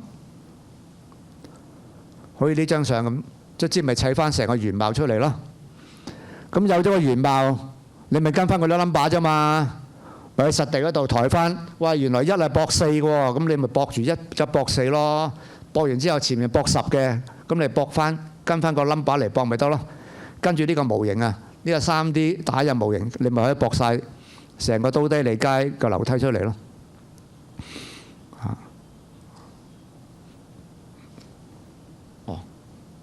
好啊。咁成日講話整模型3D 打印，唔係講就整到嘅喎。裏邊呢都有啲複雜嘅喎，有啲少少嗰啲計算同埋用軟件嘅。係啲咩嚟呢？嗱，呢張相大家見到啦，你打落去一件嘢嗰度，其實好多點嘅嚇。嗰啲點如果越密嘅話呢，就越咁容易表達到嗰個面嘅嚇，點線面啊嘛。如果你個面呢越多起伏啊，凹凹凸凸呢，你係真係需要啲點越密嘅。如果你個面呢好似呢個咁平呢，你可能少啲點都得嚇。所以大家首先要明白個關係先。幾時要密，幾時要疏啊？因為有時疏都好㗎，你唔使咁多點啊嘛。你對落個電腦嗰度呢，你點少啲，做嘢會快啲嘛。但係你如果好多起伏嘅呢，你一定要點多。同埋呢，你要叫個電腦呢，就將嗰啲點呢，點與點之間呢，就計算嗰個數學上嘅關係嚇，有幾長啊，同埋個闊度係幾多啊咁。咁我哋簡稱叫做織網嚇，將啲點織成好似一個網咁。個網咧越密咧，你咪容易形成到一個面咯嚇。點線面就係咁解嚇。但係好似呢個例子咧，你織完網叫個電腦織啫，唔係話織完咁行開咁就算嘅喎。嗱呢個咁，張台上面有兜嘢喺度啦，有兜植物喺度啦。其實你要分開佢嘅喎嚇。嗱你 scan 完之後咧，大致上佢要咁啦，一紮點。咁你織完點之後變成一個網啦，好似呢個咁啦。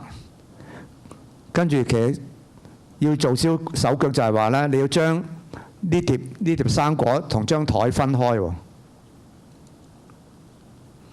所以咧要做一個 cut line 啦。咁做呢條 cut line咧，就要揾人隻眼判斷咗之後至去做得嘅。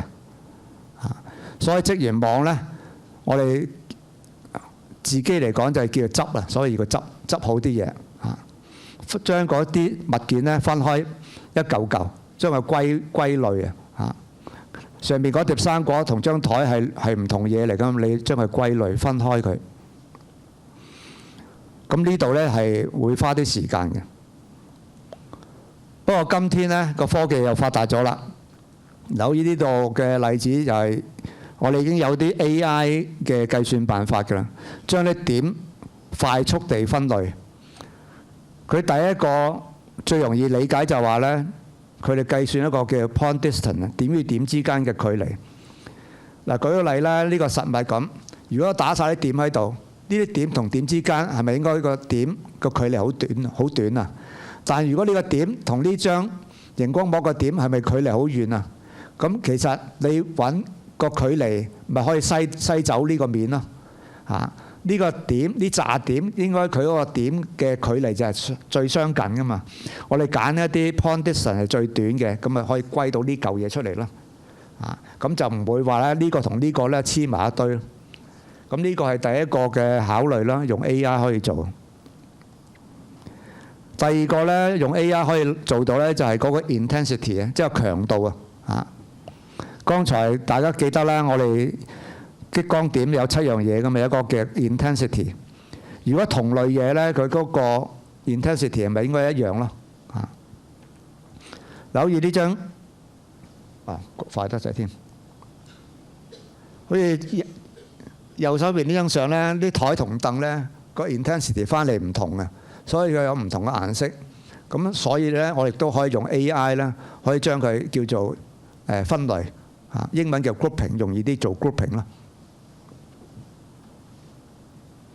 因為做咗分類係好重要嘅，如果唔係咧，你啲嘢咪黐埋晒一堆咯嚇。電腦唔知係乜噶嘛嚇，電腦只係跟你意思將佢分類同埋織網嘅啫。咁呢度都係花氣力嘅。咁搞完呢啲叫做織網啦，咁仲要將佢變成一個 3D printer 能夠認到嘅 format 啦。咁不過呢啲複雜㗎啦，有啲又叫 OBJ， 有啲叫做 FBX， 咁嗰啲行內嘅術語嚟啦。咁變咗之後，仲要揾個 printer 編佢出嚟。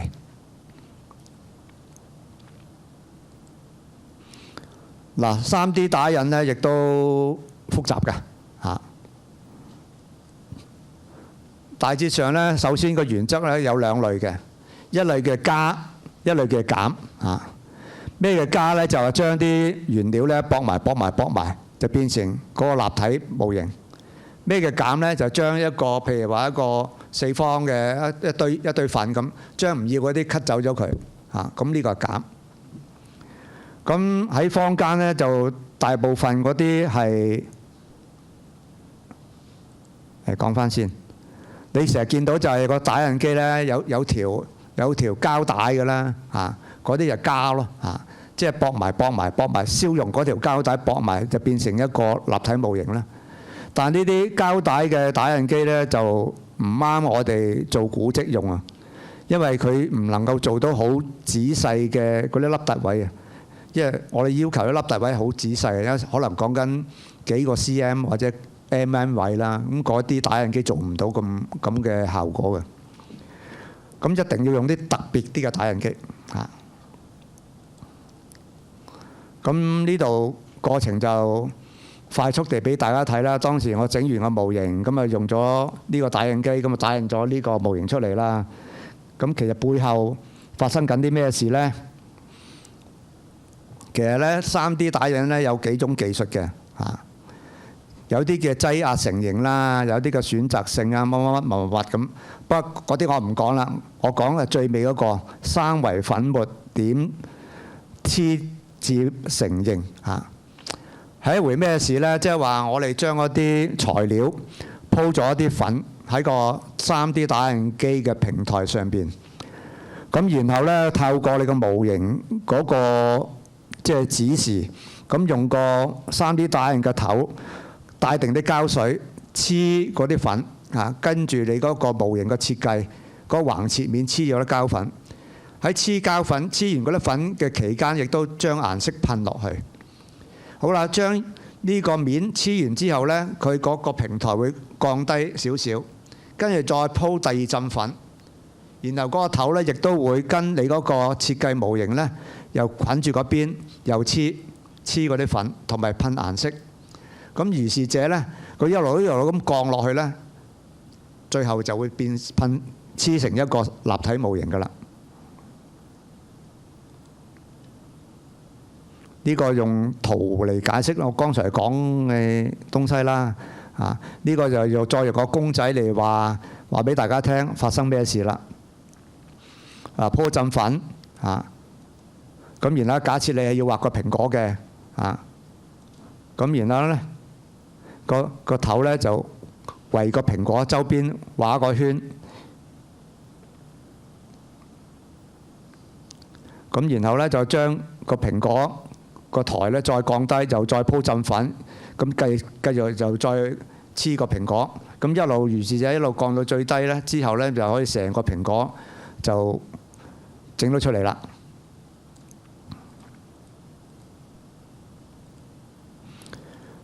咁嗰時我同政府測量隊呢都周圍去試嗰啲 3D 打印機啊，因為我要揾到一個呢最啱佢哋嘅要求，能夠將嗰啲咁仔細嘅模型嗰啲雕刻呢個原貌印翻出嚟喎，嗰度至難喎，因為我有印嗰啲東西唔係好似呢個眼鏡盒咁平咁光滑噶嘛，係好多凹凸位噶嘛。咁卒之我又試到呢就呢嚿啦。呢個叫做 3D System Project 660，都試到好多打印機啊！每次去呢，我都帶住香港政府俾我嘅卡片，咁我同嗰啲 3D 打印嘅銷售商話：喂，老細，我部門想買嘅 3D 打印，不過你要試俾我睇喎，咁又試一次咯，係咪？試到得為止，咪會買咯。咁跟住嗰個人話：點解仲唔買㗎？咁喂，你估買嘢唔係話今日買噶嘛，就聽日送貨噶啦。我要寫雞腸噶嘛，咁又可以拖住先咯。哇！嗰陣時我真係爭好多人嘅錢啊，真係周圍去呢啲其實唔係我部門嗰啲打印機㗎，我問嗰啲人：喂，我要試機咋咁？揸住香港政府俾我張卡片。呢度睇翻啲相啦，當時點樣整阿同德壓出嚟嘅嚇？呢度講咩？哦，呢度呢，我個人就對我個人就對呢，即係話嗱，你搞完咁多嘢又整個模型，但係唔通我次次帶嚟呢度大家睇咩？係咪其實最好都係喺手機啊、網上啊至睇到噶嘛？咁唯一就係要諗另外一條橋啦。呢條咩橋呢？咁要等一等嚇。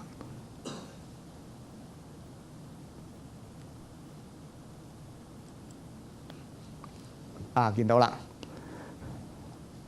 你而家睇得好開心啦，呢個古蹟係咪啊？呢啲咁細 size 可以透過手機大家睇到啦。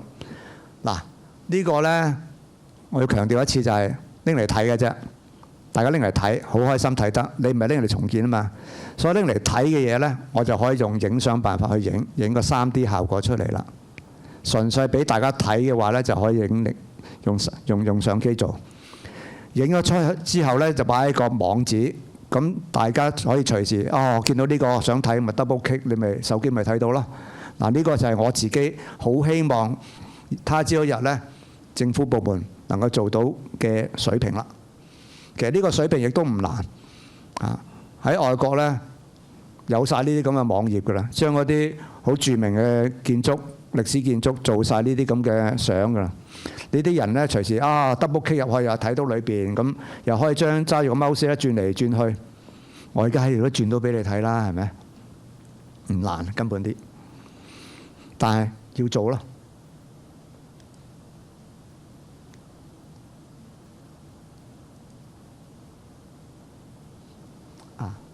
出翻嚟 ，OK。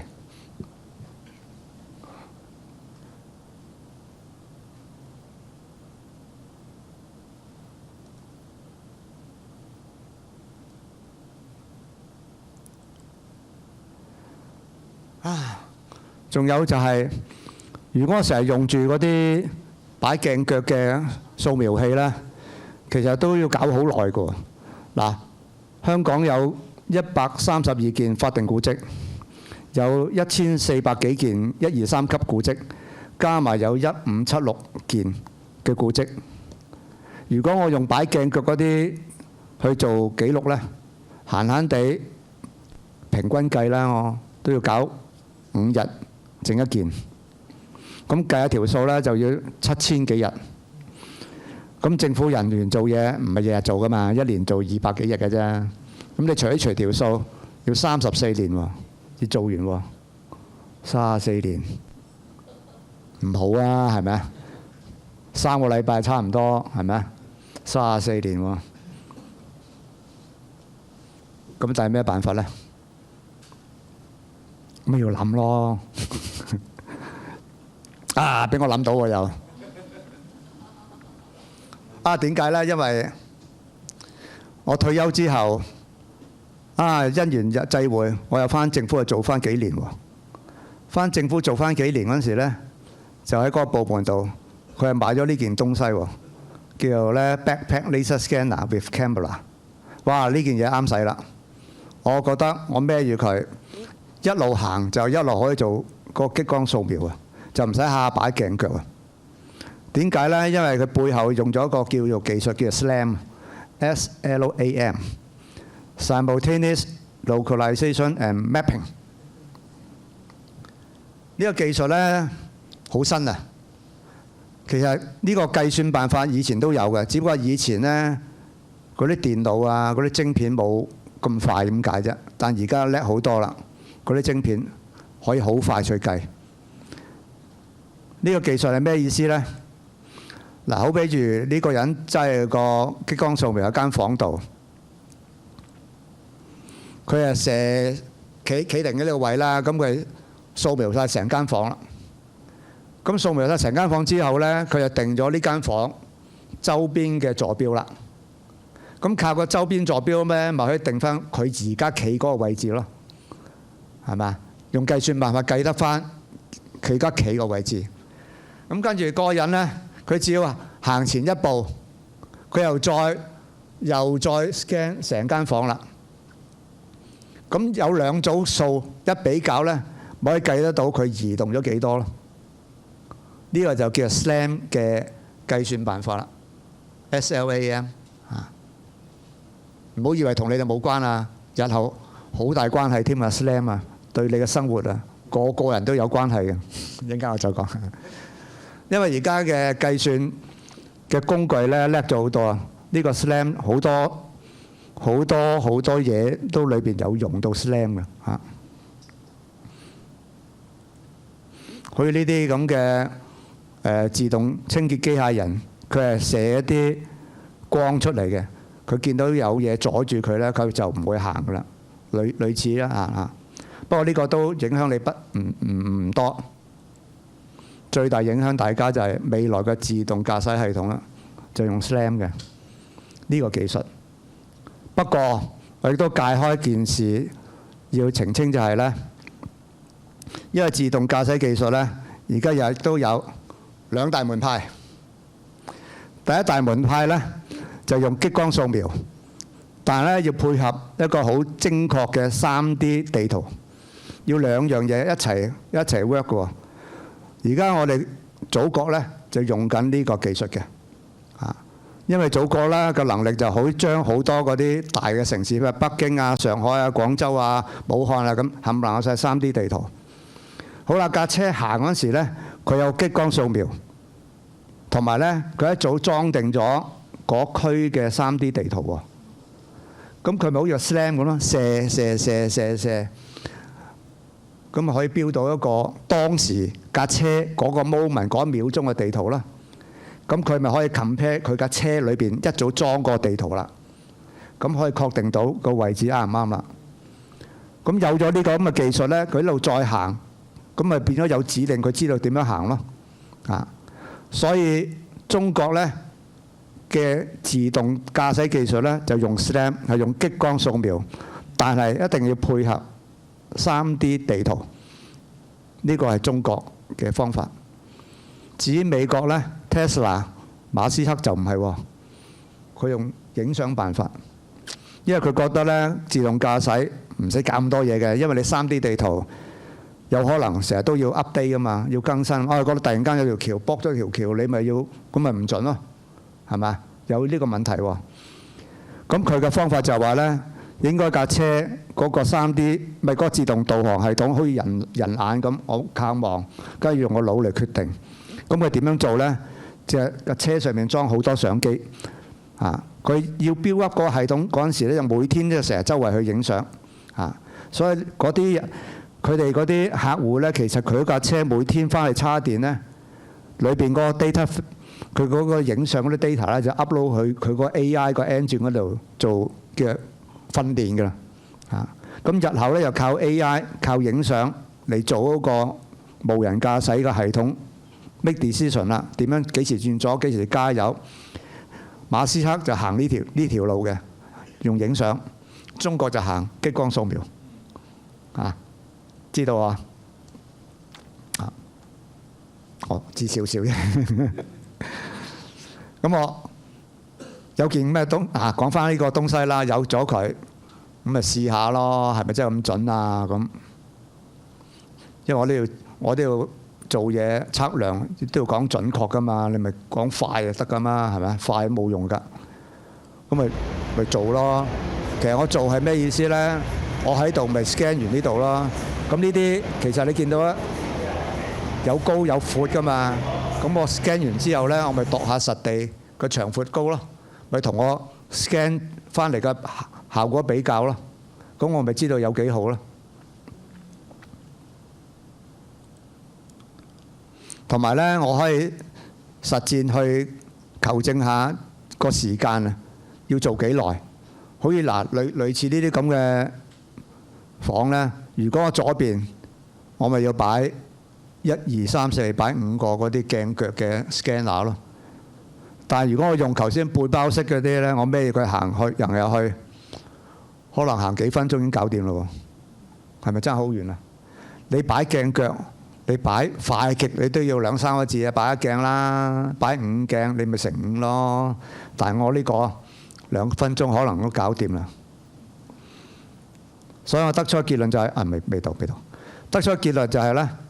如果我用背包式呢，我覺得頭先講咪又話1500幾個1576個古蹟，我一日就行完啦。孭住佢去行街咁啫嘛。咁我計個條數就係我行7年已經將佢記錄晒㗎啦。7年。頭先之前呢，要鏡腳嗰個行34年喎，要搞34年。我呢個7年。係啊，技術進步咗，時間亦都可以縮短，可以值得去試咯。所以，不過我退休冇得搞。唔好啦，我好老啦，大佬。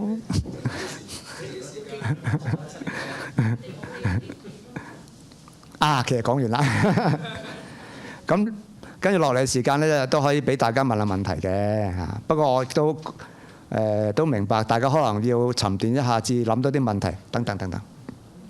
所以咧有見於此咧，我亦都帶定有幾張同今日嘅 topic 唔係太直接，但係同激光掃描好直接嘅影片，唔係嘅片，咁啊順便講埋俾大家聽我個經驗。不過有少少唔開心嘅，係火災現場。我呢個技術呢，應用喺火災現場呢，我應用過2次，真係好快，得到個結果，幫到消防處。第一個係2014年黃大仙橫鳳街一個整的士車房爆炸，死人啊嗰次。咁後來因為我有啲測量嘅同事喺消防嗰度做嘅，光問佢其實因為死人就要養死因庭㗎啦，咁有啲咩搞嘅咁？佢話起碼要出張平面圖啦，咁跟住又要計現場個渦輪啊，俾嗰啲法醫去評估下個爆炸個力啊。咁我跟住問：喂，咁消防員點樣去度㗎？咁佢話：好慘㗎，其實佢哋又唔係好識打住8尺，左拉右拉咁。我嗰度唔得㗎喎，岩巉巉又高低低，點拉啊？我話可唔可以不如俾我試下啦咁。我咪自告奮勇啦，咪抬啲激光掃描入去個火場嗰度咯。嗱，呢啲影片遞俾大家睇下，當時我嘅喺現場做嘢啦，又擺啲波啦嚇，又捐入去裏邊啦，擺掃描儀啦。咁都係搞咗1日啫，咁就成個災場咧，我就同佢 scan 曬啦。咁跟住最緊要出咩啊？出啲呢啲唔好睇啦，呢啲都出張平面圖啊！因為當時掃完翻嚟嘅嗰個現場係咁嘅，都哇你睇亂七八糟，你叫消防員度我點度啫？都唔知喺邊邊度係牆角啊？我知啦，到時我有個掃描儀打完咧，我就知道晒啦。咁然後係靠個雲點咧鋪喺電腦嗰度，咪睇到晒咯。嗱，呢度慢慢將嗰啲唔要嘅嘢搣走，咪畫出張平面圖咯。有平面圖咪知道個面積有幾大咯。上死因庭咪可以好準確話俾個官聽，嗱嗰度究竟係幾大喎？仲有計埋渦輪喎，話俾阿法醫或者話啲嗰啲化學家聽有幾大喎？91.2米 square meter， 我2日就搞掂啊！你叫消防去做，真係慘啦，佢都辛苦啊！呢個其中一個個案，第二個個案仲慘，牛頭角淘大工業村迷你倉，2016年大火，有2個英勇嘅消防員喺3樓死咗。同上次鳳鳳街啦，我又自告奮勇話，不如咁啦，我又去做個平面圖啦，咁消防處又批准咗我，咁我抬啲架撐入去，足我都搞咗5日啦要，因為好爛啊裏邊，黑咪掹掹，我又要拖燈，啲燈大勁啲嘅又反白，要揾辦法啦，令到啲燈咧冇咁反白，就揾啲膠袋包住佢咁咯。都嗰啲真係實戰嚟嘅，到時見步行步去執生，我至諗到揾膠袋包住佢。哇！入到去真係好似地獄咁喎，嗰陣味又黑，唔緊要啊，不過咪照做咯嚇。咁卒之我都又搞掂咗啦嚇，搞掂之後而家編呢個模型啦。而家出邊呢個就係當時3樓嘅模型啦嚇，迷你倉。出啲平面圖啦，就幫助到時佢上死因庭又話俾個官嗰時個未燒應該個原碼係點啦，啲走火係點啊，點啊，咁邊度有幾多間房啊咁。因為其實燒完之後咧，你話邊度睇到啊？其實都仲睇到嘅。佢啲門框個腳嗰度咧用金屬做嘅，個框仲睇到，篤門就燒咗啫嚇。咁所以我可以用電腦嘅技術咧，將篤門標翻上去，因為我有個框，我知道個框有幾大。咁用少少啲幫助咧，我可以又整翻個模型出嚟，咁啊方便大家去了解災場當時喺邊度，消防員喺邊個位置死，可以評估到點解死嚇。吸入濃煙啊，聽聞就吸入去嗰啲煙太熱啊，一下就燒爛個肺咁啊。點解吸入濃煙咧？就可能唔夠氧氣之類咯。不過我聽啦嚇，唔知係咪真啊？佢都冇，我後來都冇再深究係點啦。總之我做完呢單嘢交咗差，我就算啦咁咯。嗱，今日呢個模型啦，今日都有帶埋嚟。咁真係講完啦，呢次講晒啦。咁未來跟住落嚟時間，可以大家有咩問題隨便問嚇，睇下我識唔識答咧。係，多謝呢個李先生嘅精彩同埋詳細嘅講解嘅。而家係問答環節，有興趣發問嘅現場觀眾咧係可以舉手嘅，工作人員咧會將麥克風交俾大家。咁線上嘅觀眾亦都可以透過 Zoom 嘅問答環節咧嘅或者問答功能發問嘅。呢度先。係啊，阿 Sir 即係好 amazing 嘅，聽完之後我唔識㗎呢啲嘢。嗱，你頭先就講咗你做過2個火災現場啊，有冇人邀請你去做宏福花園啊？呢個係好近期，其實你以你嘅技術，你係應該得嘅。冇啊，但係有人問過我有啲其他技術嘅問題，譬如話點樣拖燈，裏邊咧宏福咧同迷你倉一樣。佢問我拖燈要點樣整到啲光足夠 laser scanner 能夠睇到，咁真係有高層咧自己私信嚟走嚟問我咯，因為冇辦法啦，佢哋冇實戰經驗啊。我做過啊嘛。咁冇辦法啦，咁。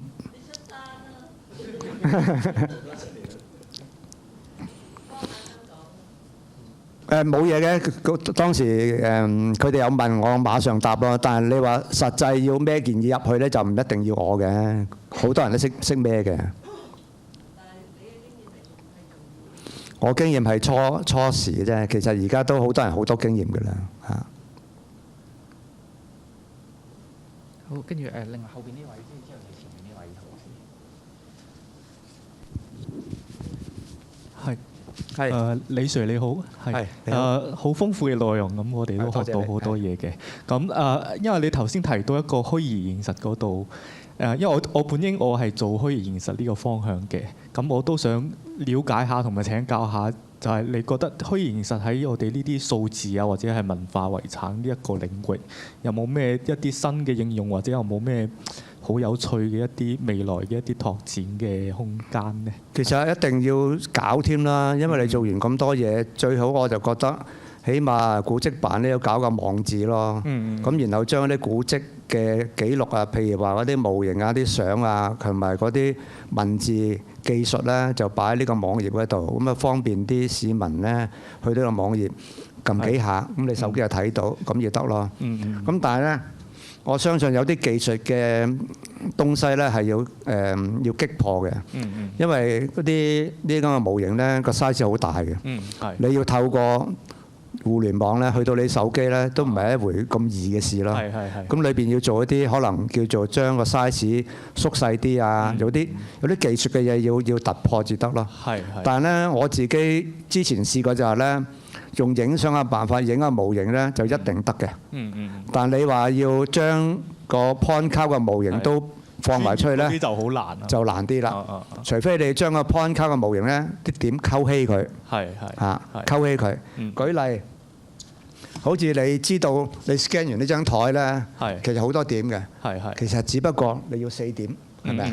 就搞掂啦。咁但係你要將其他點抹走，剩4點。咁你哋都要搞主要嘅嘅框架留低，係啦其他嗰啲細節就冇錯，呢啲都要搞啊嘛。咁點搞咧？咁要諗啲辦法啦，用 AI 啊，定係用啲好叻嘅人去搞咯。係你一定要令到個 file size 細，你至可以喺互聯網去到你手機。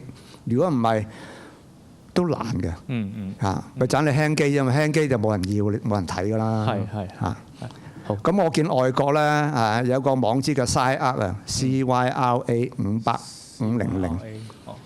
人哋已經有嘅啦，做到呢啲咁嘅功能啊。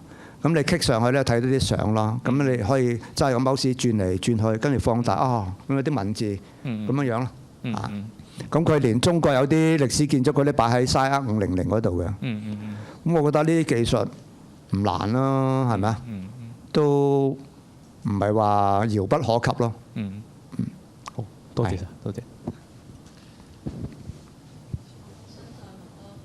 好啊，好啊，好啊，歡迎歡迎。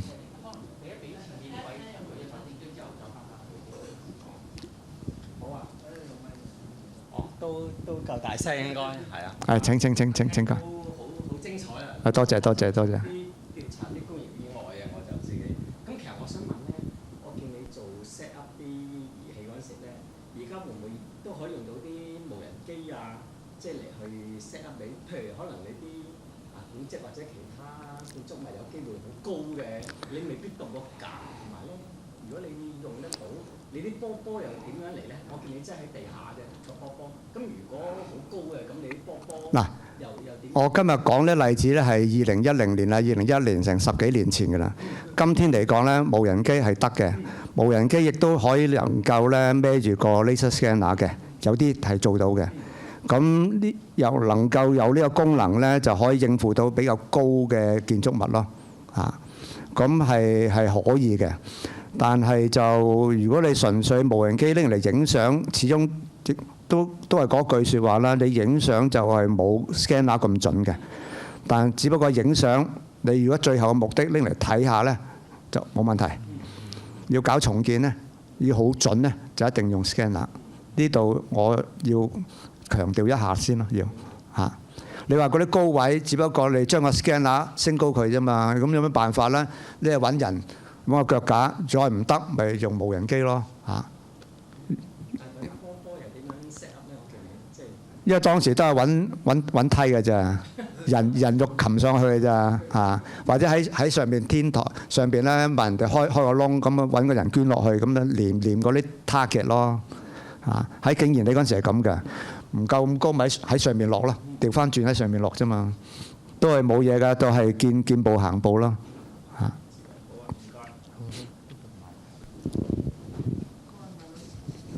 就想再問多一個問題。好啊，歡迎。因為國內咧就好興就係將所有博物館啊，或者係其他嘅古蹟咧，就係數字，佢哋叫數字化。咁唔知有冇即係你有冇機會見到係敦煌石窟咧？佢哋係差唔多成個石窟就係數字化咗，即係可以咧可以係睇片，好似睇片咁樣嘅。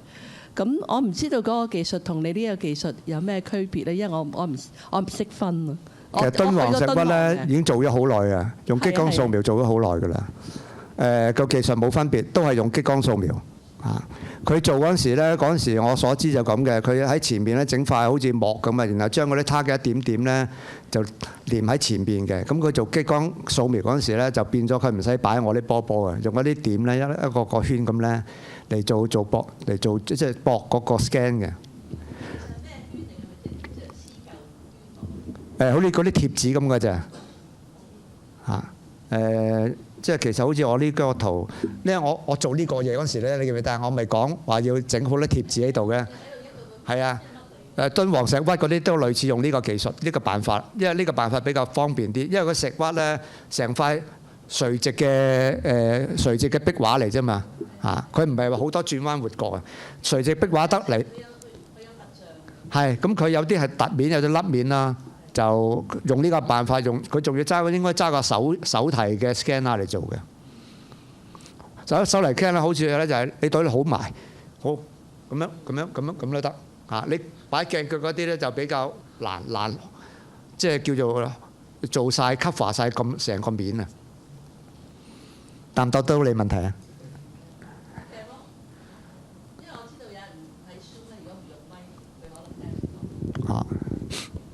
咁咧，我去過嗰度咧，去喺個博物館側跟有一個叫做 3D 嘅，好似類似博物館咁嘅。咁佢就嗰個位咧就係影咗其中一個石窟，我唔記得咗邊個石窟啦。但係我要戴個 3D 眼鏡，就真係好似身處其境嘅。咁我頭先見你有啲嘢又好似類同，到底係？佢都好似你，係咪應該佢都係好似你咁樣做呢啲laser scan 定係點樣嘅咧？如果戴眼鏡嗰啲，點樣比較？嗰啲係相嚟嘅啫，戴眼鏡嗰啲係相嚟㗎啦。哦，嚇，嗰啲係相嚟嘅啫。但係好似即係我哋好似睇 3D 電影咁。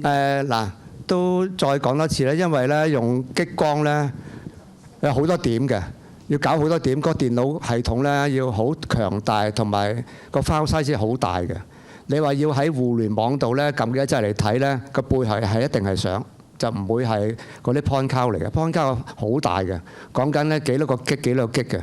你啲喺互聯網咧，你喺 desktop 或者手機係睇唔到嘅，一定係相嚇。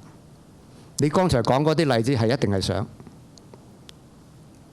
我頭先咧喺度咧，咪講有間舊屋嘅，喐嚟喐去咧，嗰個都係相嚟嘅啫，嚇，嗰個係 2D 嘅相嚟啫，只不過係嚇，只不過我喐嚟喐去，俾你睇到貌似好似 3D 啫，佢其實係 2D 相嚟啫嘛。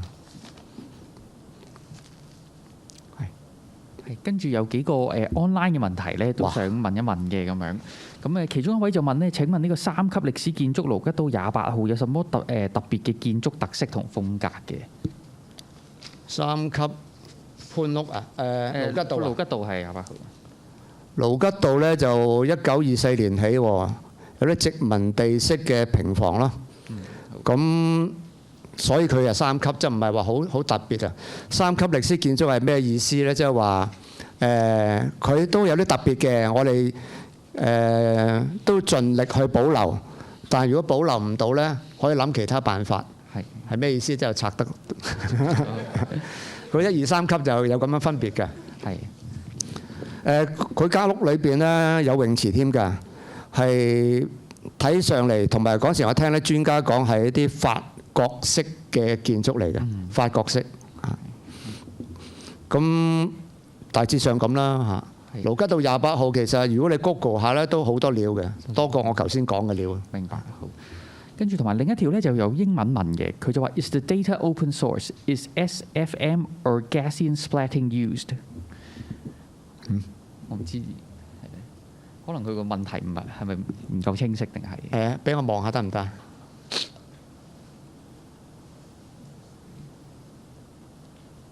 ？Is the data open source？ 哦，哇，好難喎呢啲。都唔算係 open source 啊，因為係我用啲有牌子嘅激光掃描儀啊。有牌子激光掃描儀咧，佢做出嚟嗰個 format 咧係佢間公司嘅特定 format 啦，就唔係 open source 咯。即係個 answer 係 no，not open source。同埋另外仲有一題咧，就係可否應用在考古，例如在呢個尋找地下嘅文物。考古其實就可以幫到手嘅，即係我可以幫佢剔個記錄啦，同埋幫佢睇清楚究竟個大細啊、高矮大細、面積呢啲數字咧，係考古學家嚟講係需要嘅。但係咧，嗰樣物質有幾耐，有幾係咩物質咧，我就幫唔到佢手啦。我至多就可以知道咧佢個反射力有幾多咯？譬如個 intensity， 我知佢可能接近係泥啊，或者接近係金屬咁樣樣咯。但係實際上係乜嘢就冇辦法啦。同埋有幾耐歷史亦都冇辦法。有幾耐歷史嗰啲要用嗰啲咩碳14嗰啲識嗰啲至搞到，我就唔識啦。係啦，所以由於時間關係咧，問答環節就到此結束。多謝大家嘅參與啊！如果未能解答你嘅問題咧，就請見諒。好，多謝。係啦，再次係啦，請大家再次以熱烈嘅掌聲感謝李志雄測量師。有時間出嚟參觀下呢。